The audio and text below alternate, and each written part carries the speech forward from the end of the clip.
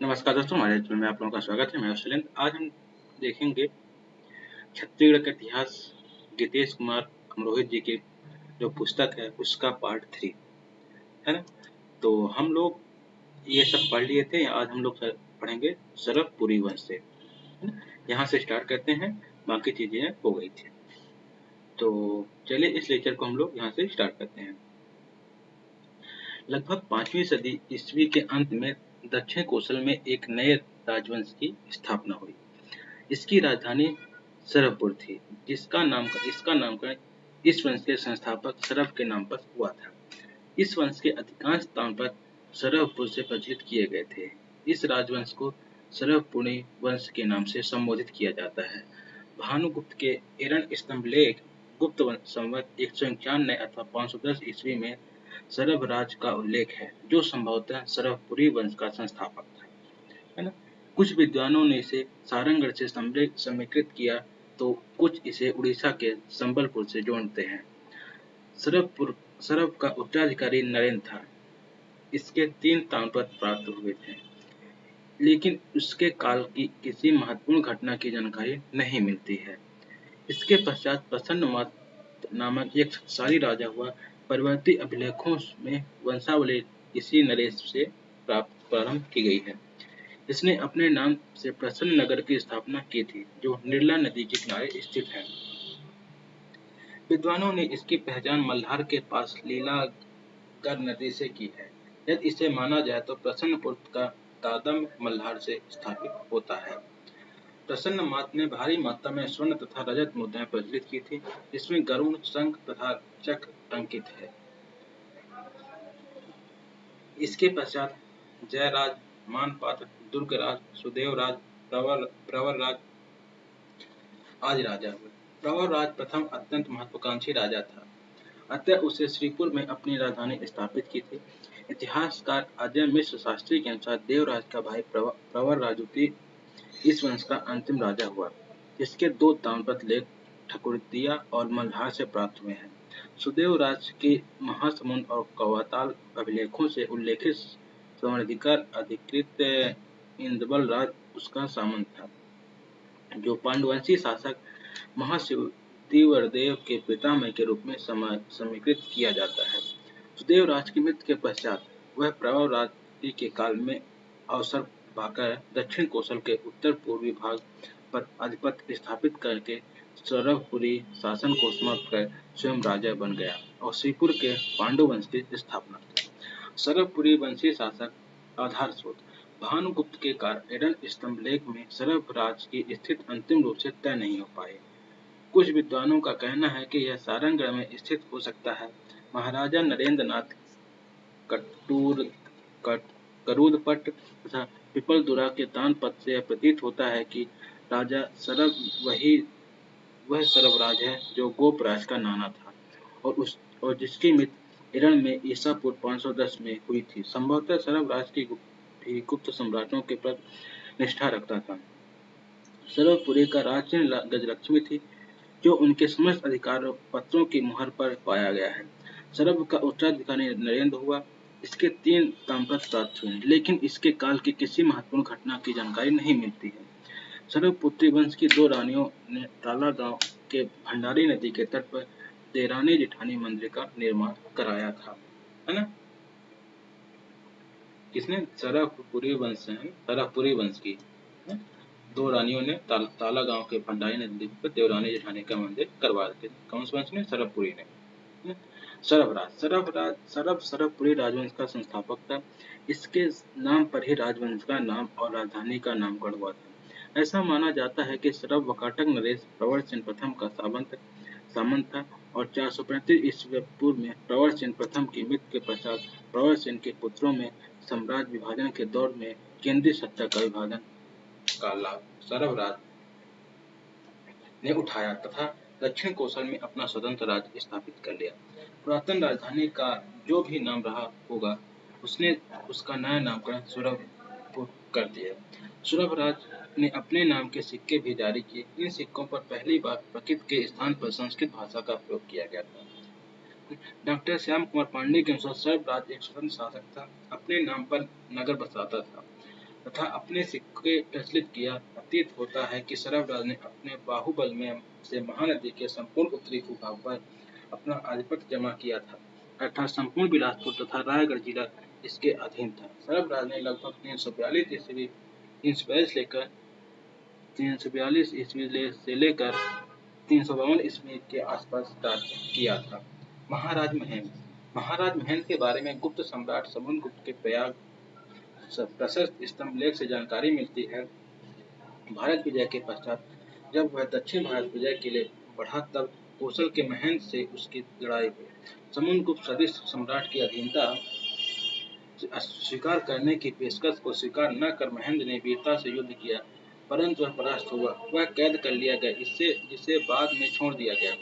उस कौशल पर राज करने दिया गया। पुत्रविहीन होने के कारण उसके पश्चात छोटे भाई नरेंद्र राजगद्दी पर बैठा और परंपरा को आगे बढ़ाया। डॉक्टर श्याम कुमार पांडे ने महेंद्र का शासनकाल 360 ईस्वी से 390 ईस्वी तक, अर्थात लगभग 25 वर्षों का माना है। महाराज नरेंद्र सरफराज का पुत्र था। अपने शासन के तीसरे वर्ष में पीपरदुला तान पर जारी किया था। डॉक्टर श्याम कुमार पांडे नरेंद्र का शासनकाल 390 ईस्वी से 420 ईस्वी के बीच मानते हैं, जबकि अजय मित्र शास्त्री लगभग 5000 ईस्वी से 5025 ईस्वी मानते हैं। डॉक्टर पीएल मिश्रा 490 ईस्वी से 515 ईस्वी मानते हैं। नरेंद्र ने सरब से प्राप्त राज्य का विजय अभियानों के द्वारा विस्तार किया, है ना। विजय स्कंधवा कार क्रुद्ध जैसे शब्दों से स्पष्ट होता है कि सैन्य अभियानों के द्वारा विजय प्राप्त कर उन स्थानों से तांपर जारी किया था। तामपत्र में उसने अपनी सील में लिखवाया, खड़ग धारा जित धुआ खड़ग की धार से सारे विश्व को जीत लेंगे। नरेंद्र के राज्य का विस्तार रायपुर जिले के राजन महासमुंद क्षेत्र के सिवरी नारायणगढ़ सारंगगढ़ के अलावा उड़ीसा स्थित संबलपुर जिले के सोनपुर तहसील स्थित क्षेत्र तक था। गुप्त अभी भी उत्तर भारत में राज कर रहे थे। नरेंद्र ने उनसे पूर्णतः संबंध विच्छेद नहीं किया था। नरेंद्र ने अपने शासनकाल के 24वें वर्ष में क्रूर से तामपत्र जारी किया था। इस आलेख से स्पष्ट है कि महाराजा नरेंद्र का शासनकाल लंबा था। आलेख स्पष्ट रूप से घोषित करता है कि नरेंद्र का शासनकाल रजत जयंती पूरित कर रहा होगा। छत्तीसगढ़ के विशाल भूभाग के अलावा वर्तमान उड़ीसा के कुछ भागों पर नरेंद्र का शासन था। नरेंद्र वैष्णव वर्मन का अनुयायी था। राघव प्लेट में उसे परम भागवत कहा गया। गुप्त वंश के प्रयोग से गुप्तों का अधीनता का संदेश मिलता है। इसमें कोई दो मत नहीं कि किसी न किसी रूप में गुप्तों का प्रभाव दक्षिण कौशल पर बना हुआ था। अन्यथा महेंद्रदेव तथा विक्रमादित्य के कौशली प्रकार के सिक्कों का प्रचलन इस क्षेत्र में हुआ था। नरेंद्र के मुद्राओं में गज लक्ष्मी का अंकन खास तौर पर मिलता है। प्रसन्न मात 460 ईस्वी से 480 ईस्वी तक नरेंद्र के पश्चात प्रसन्न मात गद्दी पर बैठा। इसका नरेंद्र से क्या संबंध था? इस रूप से इस पर जाता है कि प्रसन्न का पुत्र महाजयराज तथा पौत्र महासुदेव राज था। प्रसन्न मात ने सोने के सिक्के चलाए थे। उड़ीसा के कटक क्षेत्र से लेकर महाराष्ट्र के चांदा तक के क्षेत्र में प्रसन्न मात के सोने के सिक्के प्राप्त हुए। प्रसन्न मात इकलौता सरबपुरी राजा है जिसके सोने के सिक्कों की खोज की गई है। इसने अपने नाम से प्रसन्नपुर नामक नगर की स्थापना की थी, जो निर्मला नदी के किनारे पर स्थित है। इसका दाम्पत्य मल्हार में स्थापित है। डॉक्टर श्याम कुमार पांडे मल्हार स्थित टकसाल से उन्हें निर्मित मानते हैं, जिसमें पेटिका सी स्लीप का प्रयोग हुआ है। सिक्कों के ऊपरी भाग के केंद्र में द्रोण तथा किनारों पर शंख और चक्र का अंकन किया गया है। नीचे के भाग में भी प्रसन्न मात लिखा हुआ है। सिक्कों की महत्ता बतलाते हुए डॉक्टर पीएल मिश्रा ने लिखा है, प्रसन्न मात का शासनकाल वैभव समृद्ध और प्रगति कर रहा होगा। प्रसन्न मात ने 116 से अधिक सिक्के मिले हैं। प्रसन्न मात ने सरब और नरेंद्र की भांति गुप्तों की नाम मात्र की अधीनता स्वीकार कर रखी थी।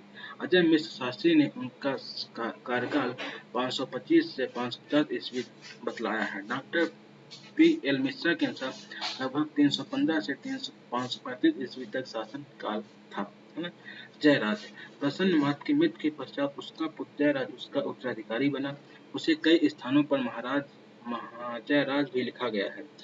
जयराज का नामपद मल्हार से प्राप्त हुआ है। पहली बार सरभपुरियों का शासन मल्हार के पश्चिमी दिशा में स्थित मुंगेली जिले की ओर विस्तृत होता हुआ दिखाई देता है। डॉक्टर श्याम कुमार पांडे ने लिखा है कि महानदी के दक्षिण का क्षेत्र, जिसमें संभलपुर, सोनपुर, खरियार, सारंगगढ़ तथा जयपुर का क्षेत्र आता है, पहले ही नरेंद्र द्वारा विजित किया था, जो उत्तराधिकार में जयराज को प्राप्त हुआ था।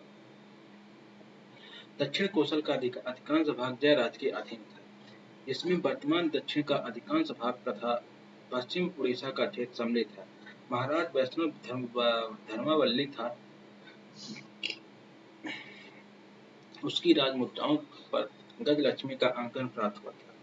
उसका शासन काल 490 से 500 ईस्वी के मध्य माना जाता है। अपने दानपत्रों में उसने अपने को परम भागवत लिखा है। ब्राह्मणों को दान देने की प्रथा का पालन सरभपुरी राजवंश करता था। संपराजभुक्त के अंतर्गत आने वाले राज्य ग्राम को विष्णु स्वामी नामक ब्राह्मण को दान दिया था। आदम ताम्रपत्र में पूर्व राष्ट्र शब्द स्पष्ट करता है, तो जयराज का सम्राट बढ़ गया। प्रसन्न मात के बाद कौन शासक हुआ, इस पर भी मतभेद है। मान मात्र और दुर्गराज नामक व्यक्ति के दाम्पत्य प्राप्त हुए। जयराज की संभवतः कोई संतान नहीं थी और उसका साम्राज्य उसके भाई मान मात्र को मिला। प्रसन्न मात्र के पुत्र के रूप में उसका उल्लेख मिलता है। मान पात्र को दुर्गराज के नाम से उल्लेखित है। 560 ईस्वी से 570 ईस्वी तक का उसका काल माना जा सकता है। पंडित लोचन प्रसाद पांडे की मान्यता थी कि दुर्ग नामक नगर की स्थापना तो इसी दुर्गराज द्वारा अपने नाम पर किया गया था। राय बहादुर हीरालाल के अनुसार दुर्ग का संबंध शिव दुर्ग नामक इस शासक से है। महासुदेव राज सरभपुर के राजाओं में महासुदेव राज के ही सर्वाधिक 8 दाम्पत्य प्राप्त हुए हैं। देवराज के रूप में इसका विवरण मिलता है। यह प्रसन्न मात्र का पौत्र व मानपत्र का पुत्र है। महासुदेव राज के 6 दाम्पत्य सरभपुर से तथा 2 सिरपुर से जारी किए गए। इससे स्पष्ट होता है कि सिरपुर को दूसरी राजधानी का दर्जा मिला था। सुदेवराज का आरंग का अधिकार इसकी आरंग से प्राप्त अभिलेख से पुष्ट होती है। राज्य की रक्षा के लिए सिरपुर को दूसरी राजधानी बनाना आवश्यक था, जिससे दक्षिणी भाग की सुरक्षा हो सके। ऐसा प्रतीत होता है कि महासुदेवराज को वृद्धावस्था में राज्य मिला था। डॉक्टर श्याम कुमार पांडे के अनुसार उसका काल 500 ईस्वी से लेकर 510 ईस्वी तक सिरपुर को महत्ता देने वाले सुदेवराज ही थे। डॉक्टर अजय मिश्र शास्त्री के अनुसार सुदेवराज के सिंहपुर का संस्थापक था। डॉक्टर शास्त्री सुदेवराज का समय 571 ईस्वी से 580 ईस्वी मानते हैं। इंद्रवल नामक व्यक्ति का उल्लेख सर्वाधिकारता के रूप में हुआ। पांडुवंशी राजा उदयन के पुत्र के रूप में इसकी पहचान की गई। डॉक्टर शास्त्री इसे पूर्ण रूप से नहीं स्वीकारते, केवल नाम से शब्द मानते हैं।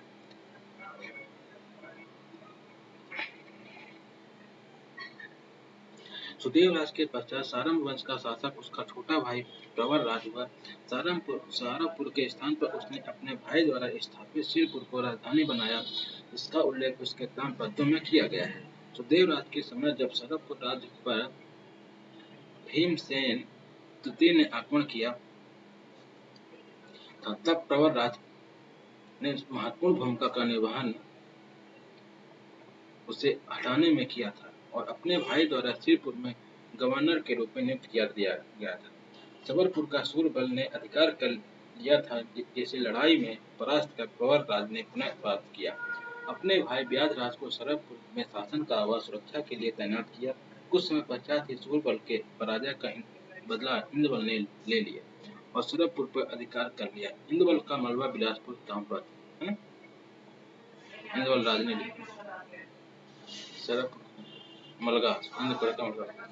इंद्रबल ने दक्षिण कोसल में पांडुवंश की स्थापना की और इंद्रपुर नामक नगर बसाया, जो खरौत के रूप में पहचाना गया। डॉक्टर अजय मिश्र शास्त्री के प्रचार प्रवर राज का काल सन 580 से 590 ईस्वी माना जाता है। डॉक्टर पीएल मिश्रा के अनुसार 575 से 585 ईस्वी था। प्रवर राज भागवत धर्म का अनुयायी था। उसने परम भागवत की उपाधि धारण की थी। डॉक्टर श्याम कुमार पांडे 510 से 515 ईस्वी के मध्य सुरभपुरी वंश के शासक के साथ मानते हैं। पांडवंशियों से सरभपुरियों का एक निर्णायक युद्ध हुआ था तथा इसके पश्चात सरभपुरियों का शासन कौशल से समाप्त हो गया और नया राजवंश पांडुकुल सोमवंश का भी प्रादुर्भाव हुआ था। सरभपुरी शासकों का प्रशासन क्षेत्र दक्षिण कौशल तथा पश्चिम उत्कल का पूर्व भूभाग था। स्वर्ण सिक्कों के प्रचलन में से उसके श्रेष्ठता तथा उस युग की आर्थिक विस्तृत का आभास होता है। सांस्कृतिक दृष्टि से सिरपुर क्षेत्र का विकास हो रहा था। इस क्षेत्र में सर्वधर्म स्वभाव की भावना विद्यमान थी। सिरपुर आरंभ मल्हार के पुरावशेषों से इस बात की पुष्टि होती है ना? अब क्या है, सिरपुर के पांडुवंश अथवा सोमवंश। सरभपुरी वंश के समाप्ति के बाद पांडवंशियों ने दक्षिण कौशल में अपने वर्चस्व की स्थापना की। उन्होंने सिरपुर को अपनी राजधानी बनाया था। ये अपने को सोमवंशी पांडव कहते थे। अभिलेखों ने उसे पांडवंश भी अभिलेखों में उन्हें पांडवंश भी कहा गया है। वस्तुतः सोनपुर बालागिर क्षेत्र में राज करने वाले पर्वतीय सोमवंशियों से भिन्नता प्रकट करने के लिए इनका उल्लेख पांडुवंश के रूप में किया जाता है। साथ ही मैकाल में इस राजवंश को पांडुवंश तथा दक्षिण कौशल में से सोमवंशी कहा गया। सोमवंशी शासक अपना उद्गम चंद्र से मानते हैं। आधार स्रोत कलांजर के एक शिलालेख से इस वंश के आदि पुरुष का नाम उदयन मिलता है। इसका पुत्र इंद्रवल था जो सरभपुरी शासक सुदेव राज का सामंत था। इसी ने सरभपुरी को सत्तायुक्त कर पांडुवंश की स्थापना की थी। कलंजर के एक शिलालेख में इस वंश के आदि पुरुष का नाम उद्यान के रूप में मिलता है। इसी में सरभपुरियों को सत्तायुक्त कर पांडुवंश की स्थापना की। तिवर देव के उत्तराधिकारी महातरन का एक ताम्रपत्र लेख अड़भार शक्ति तहसील से प्राप्त हुआ। इस ताम्रपत्र अष्टभार में एक ग्राम दान में दिए जाने का उल्लेख है। प्रमुख शासक उदयन इंद्रवल के पिता थे। पांडवंश के शासन के क्रम में इनका नाम सर्वप्रथम आता है। हालांकि इनके बारे में कोई जानकारी प्राप्त नहीं हुए, परंतु इनके उत्तराधिकारी के लेखों में इनके नाम का उल्लेख मिलता है। कलिजन में सेंट्रल प्रोविंस से जुड़े भागों पर उसका शासन था। दक्षिण कौशल तक उसने सैनिक अभियान किया। ऐसा कोई प्रमाण अभी तक प्राप्त नहीं हुआ है।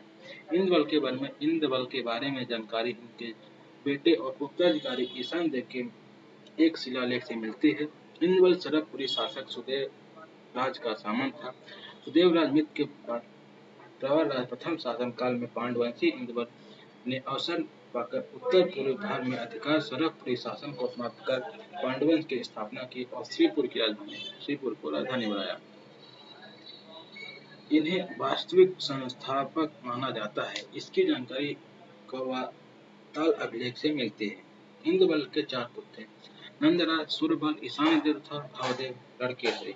इसके तीसरे पुत्र ईशानदेव का उल्लेख खरोद के लक्ष्मेश्वर मंदिर में मिलता है।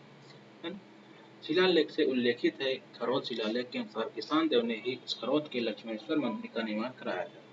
इसी मंदिर में प्रतिवर्ष 1 लाख चावल चढ़ाने की परंपरा है। नंदराज प्रथम इंद्रवल के 4 पुत्र थे। इसमें सबसे बड़ा पुत्र नंदराज प्रथम था। यही इंद्रवल राजा का उत्तराधिकारी हुआ। इसी काल में पांडवंश का राज्य विस्तार एक बड़े भूभाग में हो चुका था।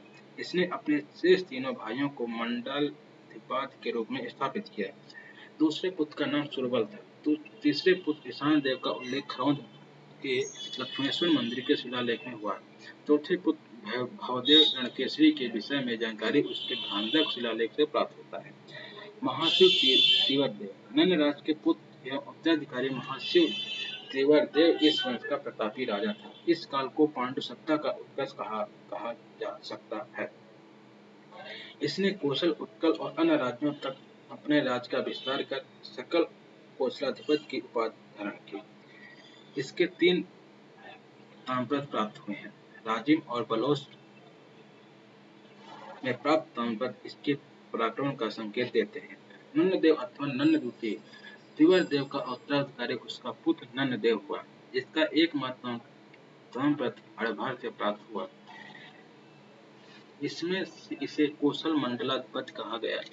इसकी राजावधि अल्प थी, है ना। चंद्रगुप्त संभवतः नंददेव सत्ता विहीन था, अतः उसकी मृत्यु पर उसका चाचा अर्थात तीवरदेव का अनुज चंद्रगुप्त सोम सत्ता का उत्तराधिकारी हुआ।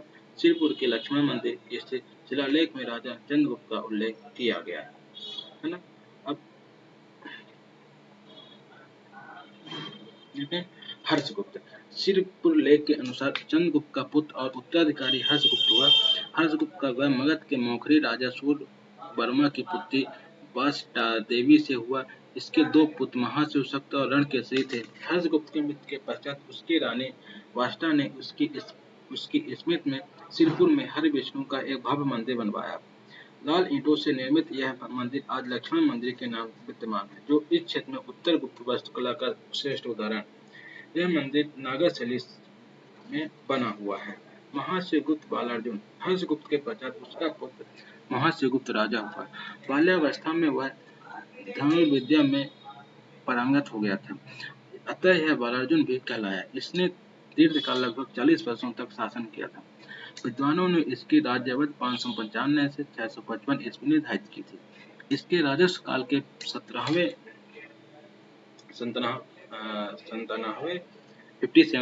वर्ष के 3 अभिलेख प्राप्त हुए थे।